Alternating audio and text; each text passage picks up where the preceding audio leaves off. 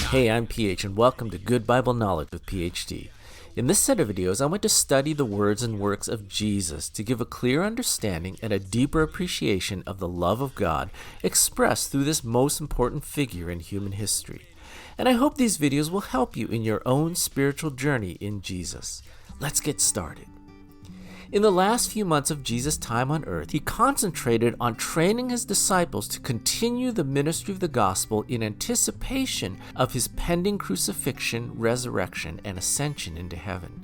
Every event was designed to teach them spiritual lessons that would be extremely valuable in their coming ministry.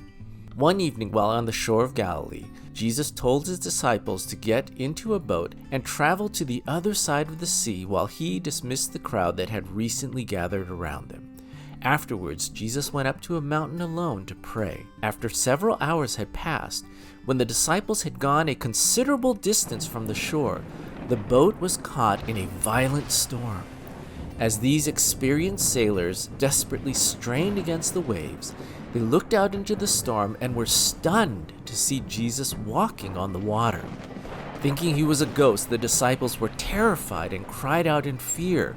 But Jesus said to them, "Do not be afraid. It is I, your Lord." In response, Peter called out, "If it is you, Lord, command me and I will come out to you on the water." To which Jesus replied, "Come." Peter stepped out of the boat and began to approach Jesus. As Peter too walked on the water, he saw the wind and the waves and was afraid, and he began to sink, and he cried out, "Lord, save me!" And immediately Jesus took his hand. "Peter, why did you doubt me?" he said.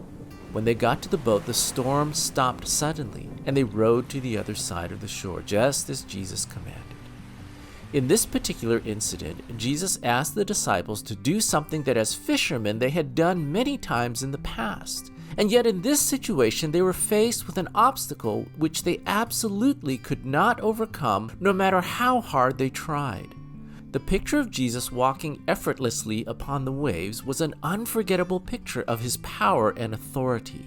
And Peter at that time was filled with an unusual courage.